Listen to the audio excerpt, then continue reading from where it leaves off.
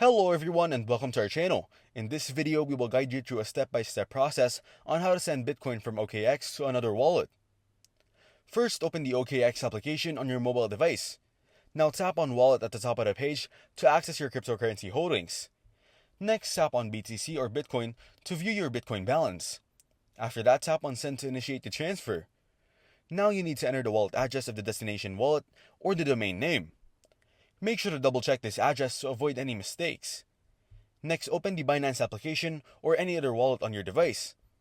Then tap on Wallets in the bottom right corner to access your wallet options.